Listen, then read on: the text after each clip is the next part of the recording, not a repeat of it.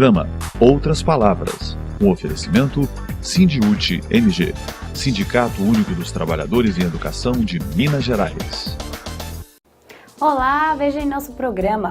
Qual é o retrato da escola de hoje e a realidade dos educadores mineiros? Esses são os assuntos do Educação em Debate. Acompanhe agora a luta dos trabalhadores em defesa dos seus direitos. Qual é o retrato da escola e como anda a realidade dos educadores mineiros? Sobre esses assuntos, a coordenadora geral do Sindiúti, Beatriz Cerqueira, conversa com a professora da rede pública, Jussara Bueno de Queiroz Pasqualino, pesquisadora do Centro de Apoio da Educação à Distância da UFMG.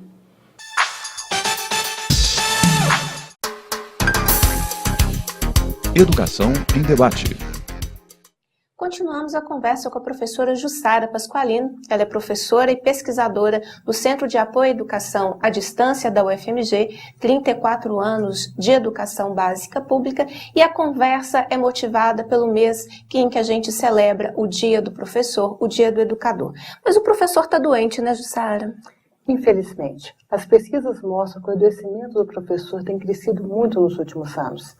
E é um adoecimento muito causado pelo estresse que esse professor vive, pelas cobranças, pelo sentimento de culpa cada vez mais inserido na profissão. Então, o professor não está suportando esse lugar. O adoecimento é um dos sintomas que a gente percebe que a escola não vai bem. E você percebe que os gestores, que o sistema tem feito políticas de prevenção ao adoecimento do professor?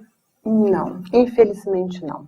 O que a gente percebe é que não há um diálogo muito grande entre as esferas que poderiam olhar a questão do adoecimento do professor, tanto na questão da prevenção, quanto na questão da restauração, poderia usar esse termo, de como inserir esse professor que, por algum motivo, ele teve algum abalo, teve algum desgaste.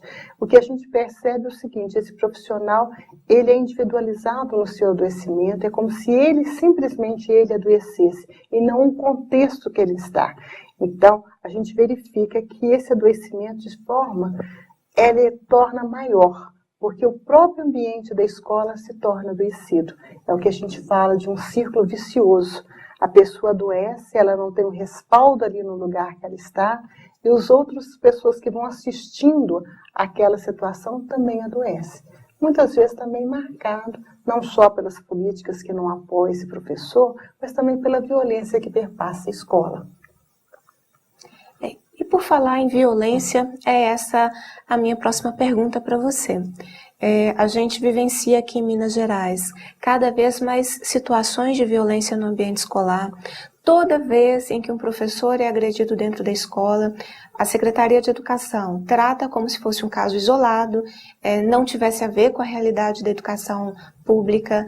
Muitas vezes o professor é pressionado a não denunciar, a não fazer um boletim de ocorrência quando ele é vítima de uma agressão física ou verbal. E a questão da violência está cada vez mais forte. Qual é a sua percepção dessa questão? A minha pesquisa de mestrado, que terminou em 2007, ela traz a realidade de uma escola aqui em Belo Horizonte, em que o adoecimento estava muito presente e uma das causas era a violência que veio passar para essa escola. A questão do adoecimento do professor pela violência, eu não preciso, enquanto profissional, sentir a violência. Se eu assisto pela televisão, se eu vejo pelos meios da informação que um colega recebeu um tipo de violência, isso já abala o meu psíquico. Então, nós estamos adoecendo de uma maneira como efeito dominó. Cada vez mais esse professor, ele é surpreendido pela violência, ele é acuado para não manifestar essa situação de insegurança, de insatisfação, e por isso ele se fecha no adoecimento. O que você falou realmente é verdade. A escola que eu estava fazendo a pesquisa, uma professora foi agredida por uma cadeirada na perna dela, teve o rompimento do nervo da perna, andava com bengala e a escola não teve nenhum suporte, nenhum acompanhamento, nenhuma fala. E o que eu observei durante a pesquisa, alunos falando assim: tem professora nova no pedaço, precisando levar uma cadeirada. Então, o que a gente percebe é que a escola tem que se unir e cobrar das políticas públicas uma intervenção na situação de violência. Não é possível continuar dessa forma. A violência entrou na escola, ela precisa ser banida de alguma forma. Aquele espaço que seria um espaço do conhecimento, da aprendizagem, virou um espaço de insegurança e de insatisfação. Olha, Jussara, você não acha que a sociedade assiste essa situação passiva, sem discutir o problema do professor, porque é essa sensação que eu tenho. Existe o problema ganha rapidamente repercussão nos meios de comunicação e rapidamente também sai da pauta dos meios de comunicação e fica o professor sozinho que vai levar toda a consequência além de ter sido agredido. Você não acha que a sociedade deveria fazer mais esse debate? Eu me sinto um pouco sozinha. Muitas vezes que a gente tenta discutir esse problema. Sim, eu concordo perfeitamente com a sua fala, Beatriz. Eu vejo o seguinte, nós temos que trazer, sim, essa discussão para a sociedade como maneira de refletir. E em 2 âmbitos, no âmbito micro e no âmbito macro. No âmbito micro, buscar responsabilizar as pessoas que estão causando essa violência. Trazer para uma discussão, uma transformação da educação. No âmbito macro, buscar políticas que possam dar apoio à escola para realizar seu trabalho. Nós sentimos falta de uma política que seja integradora, que seja coesa, que busque ali trazer outros espaços para que as pessoas possam vivenciar os seus dramas, a sua situação. Por exemplo, o adolescente hoje em dia, ele vai para uma escola com uma carga de energia muito grande, estudar dá trabalho, ele deveria ter um outro espaço que ele pudesse gastar a sua energia, colocar para fora as suas emoções. Então, são várias coisas que interferem nessa dinâmica do trabalho do professor. Não tem como eu nomear aqui nesse momento uma, mas que precisa sim de um trabalho não só da escola, mas que esse trabalho seja colocado, seja discutido.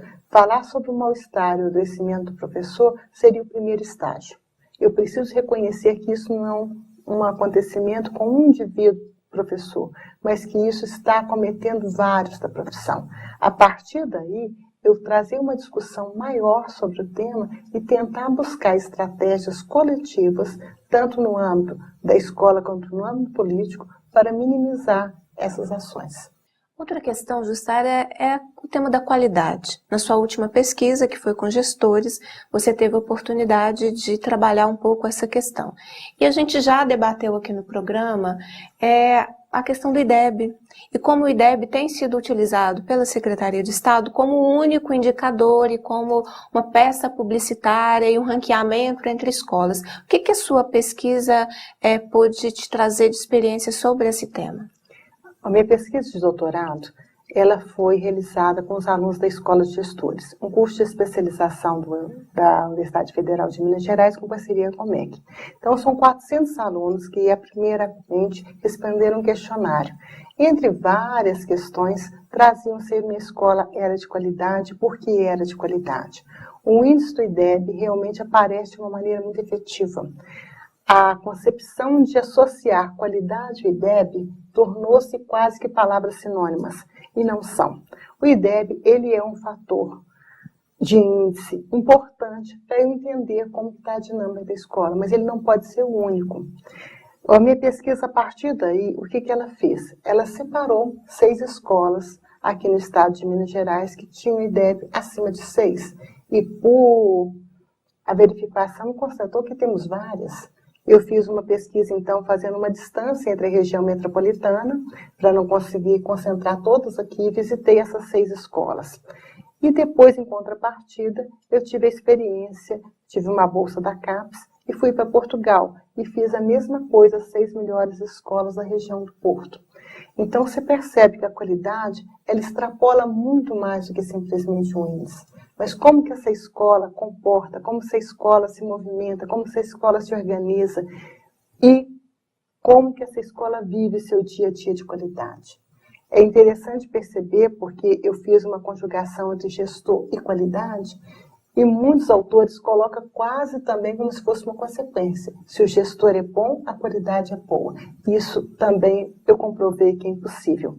A escola é boa quando há uma união, quando há um coletivo, quando há metas, quando essa escola consegue construir algo novo. E nesse aspecto a gente percebe que tem muitas escolas em Minas Gerais que estão sadias, que estão procurando sair da zona de acomodação e procurar uma transformação, porque o lado criativo traz a saúde, o bem-estar do professor. Então a gente pensa assim, é possível ter saúde, é possível ter bem-estar? É lógico que é possível. É possível deixar a violência minimizada, conseguir estratégias de ações? Sim. Então isso eu pude observar tanto aqui em Minas Gerais quanto em Portugal. A relação do trabalho em que estava estabelecido, a confiança dos órgãos, ou como esses profissionais conseguiam até transgredir aquilo que estava posto, foi uma construção muito bonita, que essas escolas conseguiram, mesmo diante das políticas colocadas, mesmo diante dos limites, conseguiram fazer algo diferente, conseguiram dar um outro caminho para a educação.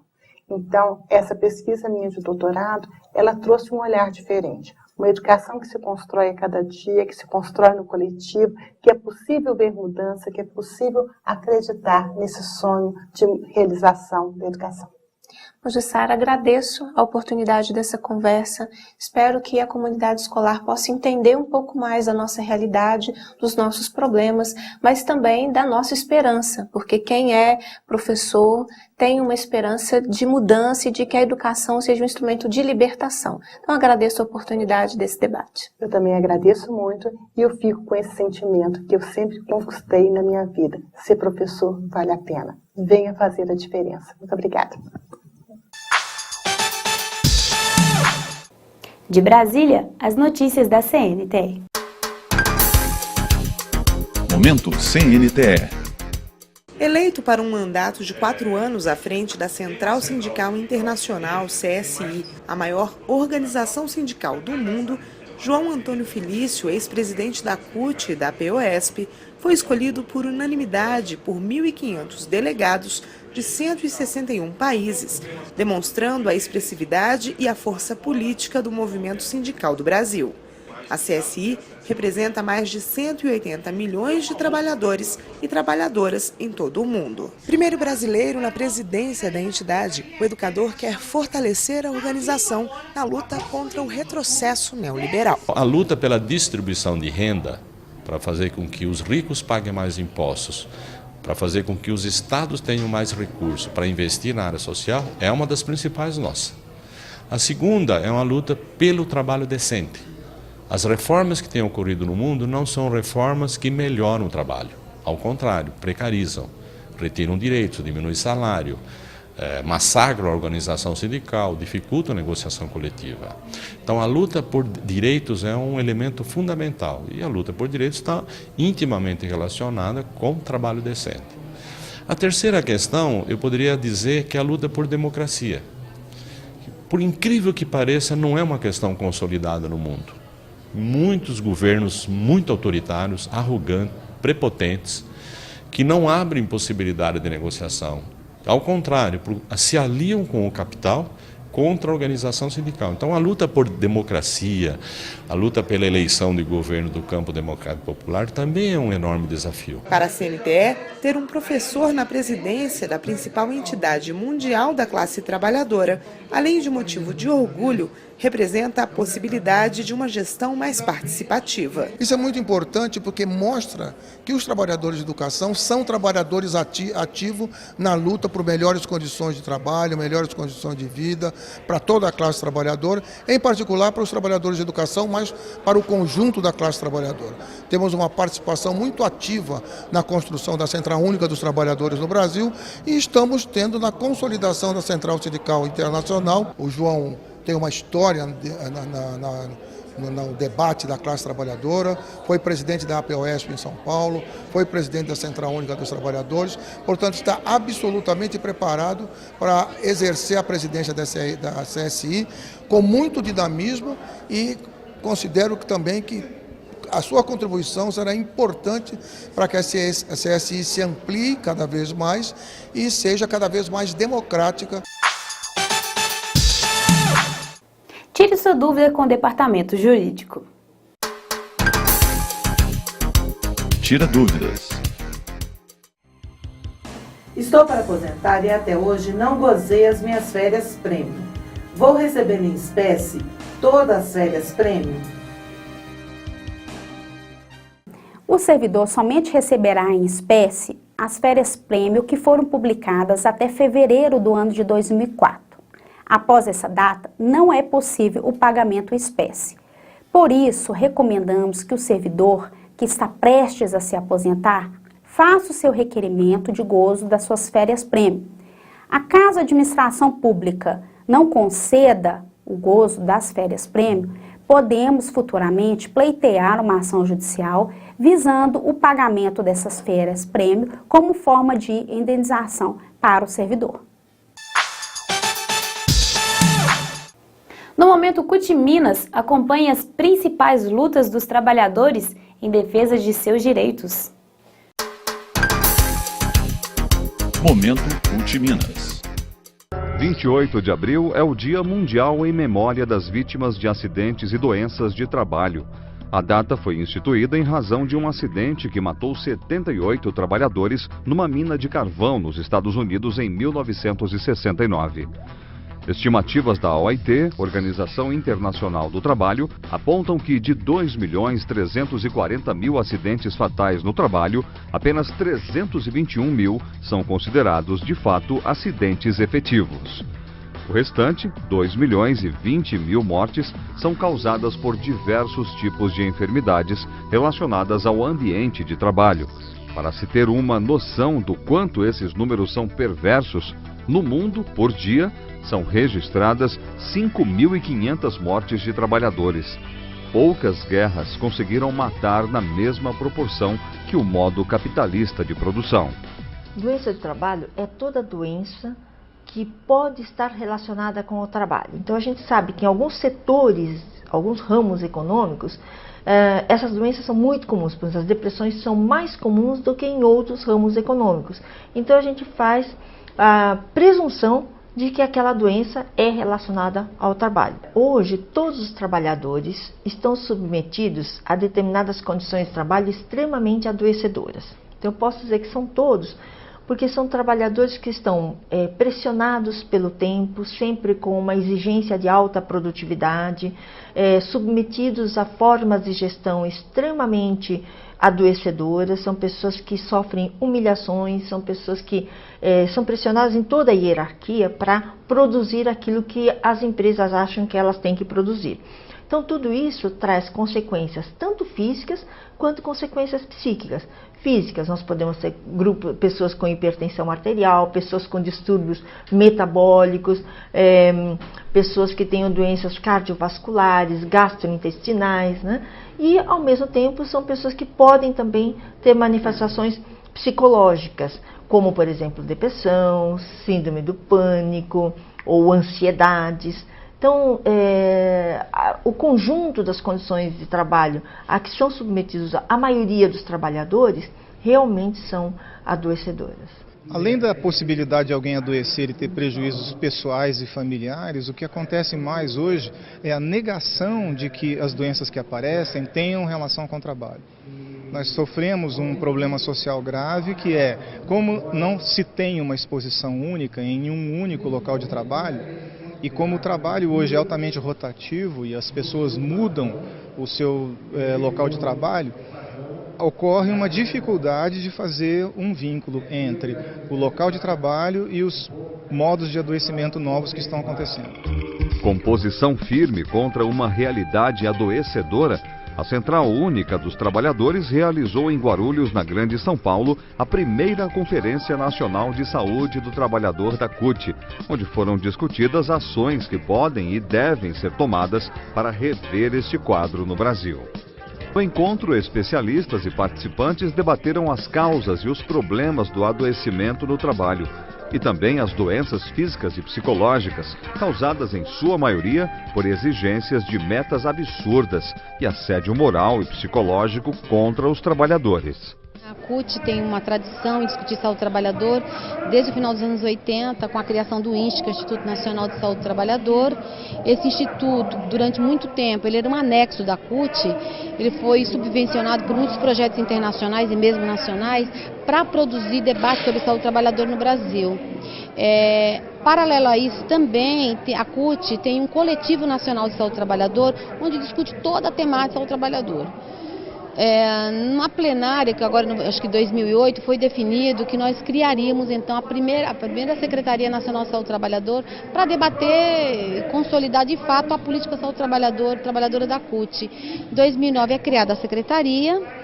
E aí a gente pensa no primeiro planejamento, o que a gente ia fazer, como é que a gente ia trabalhar várias questões da saúde do trabalhador, quando no Congresso de 2012 nós decidimos que um dos eixos, né, do nosso planejamento seria para esse período 2012-2015, com a construção de uma conferência ao trabalhador. A CUT sempre teve um histórico forte nessa questão da saúde do trabalhador.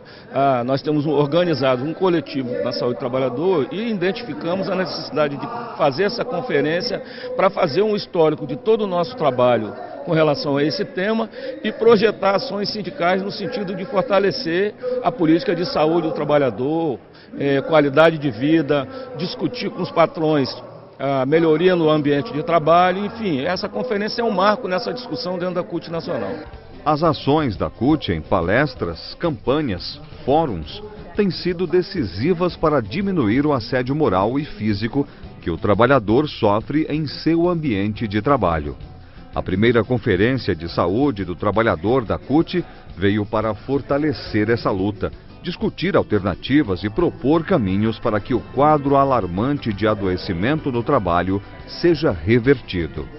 Esse é um dos maiores problemas que a categoria bancária vive hoje, junto com outros grandes ramos. Nosso trabalhador é o que mais adoece no INSS, tem afastamentos por doenças psicossomáticas, as LER-DORT, e o assédio moral, a cobrança por metas fora da realidade, tem arrebentado o nosso trabalhador e trabalhadora. Então, aqui nesse espaço é onde a gente pode, junto com os outros ramos, pensar a forma de fazer um enfrentamento a isso. Nós queremos uma outra forma de trabalho, né? E isso nos bancários é uma tragédia atualmente. Todos os bancos. No nosso banco, o Banco do Brasil, a gente espera agora poder somar os dados de PCMSO, SESMIT, os exames médicos periódicos que a gente tem na Caixa de Assistência, onde a gente vai ser diretor de saúde, e ajudar no debate na mesa de saúde do trabalhador, na CUT, na nossa mesa com os banqueiros, para mostrar e provar que o bancário adoece trabalhando, porque os banqueiros falam que não tem nada a ver com eles. E a gente sabe que é o modo de produção que faz o adoecimento de todo mundo. O assédio moral ele vai se dar por conta da contratação. Os bancos hoje são muito concentrados, né? No Brasil, nós não temos bancos para fomentar e trazer riqueza ao trabalhador e simplesmente uma expropriação do próprio trabalhador, né? Porque ele também está nesse modelo produtivo que quer consumir. Então é um contraditório eu lidar com fazer lucro para um banco de 15 bilhões e receber um salário que às vezes não dá para uma demanda essencial. A terra não é trabalhável nem utilizável de qualquer forma, ela não é uma mercadoria, ela é um bem de uso comum, é um bem social.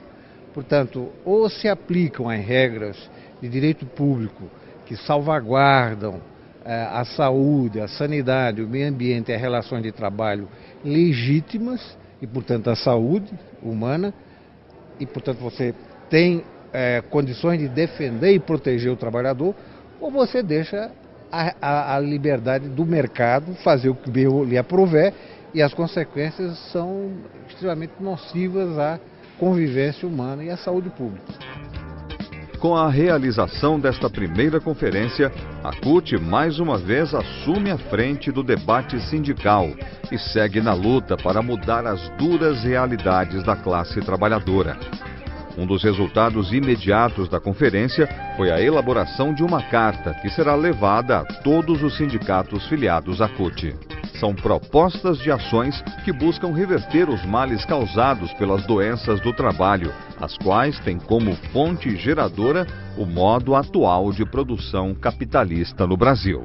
Dada a riqueza das informações, da troca de intercâmbio que nós tivemos nesses 3 dias, então nós resolvemos, além dos relatórios dos grupos de trabalhos, que vai ser feito um lançamento específico para isso, nós tiramos uma carta que aborda os temas de uma forma mais sistêmica, mais nacional. Isso vai ser divulgado na grande imprensa para todos os sindicatos do Brasil, publicado na página da CUT, e a gente vai depois, mais na frente, fazer uma avaliação disso para tentar efetivamente implantar essas ações que foram aprovadas aqui. A avaliação que a gente tem no movimento sindical é de que a pauta econômica está muito mais forte, muito mais na agenda do dia do que as questões que matam, adoecem as pessoas, que é a saúde do trabalhador, né? Então, a gente colocou nessa carta para a gente quebrar o paradigma de que a saúde ocupacional colocada aí pela hegemonia do capital não é a saúde que nós defendemos. A gente defende a saúde da pessoa humana, que o trabalho é que tem que se adaptar a ela e não ela ao trabalho. Então, foram dias de muita formação, tanto para mim, que estou há pouco tempo na área, há 4 anos de militância na área, como também para as pessoas todas que vieram do Brasil inteiro. Única dos trabalhadores! Única das trabalhadoras!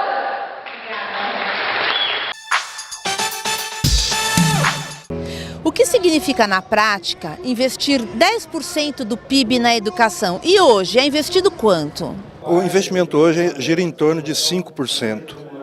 E a nossa reivindicação são os 10% do PIB, porque isso significa investir desde a pré-escola até o nível superior, com pós-graduação, significa investimento em creches, né? Significa investimento na educação profissional, que, aliás, é uma demanda colocada por todo o Brasil, e, nesse sentido, significa também aprimorar a qualificação dos trabalhadores em educação, porque nós queremos a formação inicial e continuada de todos os professores da rede pública de ensino em todos os níveis e modalidades.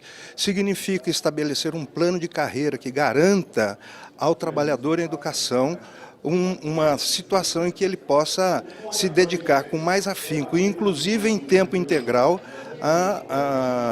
à educação, à escola. Isso significa, sem dúvida nenhuma, em médio prazo, aumentar a qualidade da educação socialmente referenciada que o Brasil precisa. Então, nesse sentido, os 10% são fundamentais para, inclusive, implementar todas as 19 metas que estão colocadas no plano, todas as suas estratégias e, é claro, isso já foi comprovado através de nosso debate no Fórum Nacional de Educação e na comissão especial que, inclusive, aprovou por unanimidade os 10% do PIB.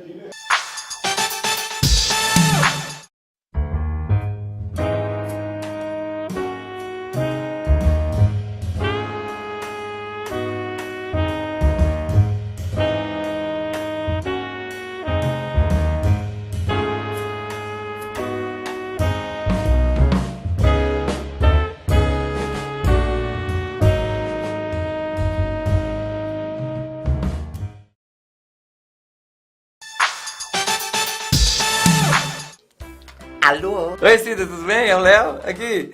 Eu vi essa cidade na televisão mostrando um programa do governo de Minas, reinventando o ensino médio. Chique, hein? Mas na realidade as propagandas não mostram. Esse sexto horário tem deixado todo mundo nervoso. E falta reforço na merenda, falta transporte. E as salas de aula estão lotadas, parecendo lata de sardinha. Nossa, Cida, mas isso é muito grave. O pior você não sabe. É que o menino estuda, mas não vai ter diploma profissionalizante. Essa área de empregabilidade que eles estão inventando aí é só para inglês ver. Cida, eu fiquei sabendo que tá faltando 1 milhão de vagas no ensino médio e o governo ainda tá fechando o noturno. Isso é verdade? Sim, essa é a triste realidade das escolas estaduais por aqui. Não deixe que a educação em Minas se transforme em uma piada de mau gosto.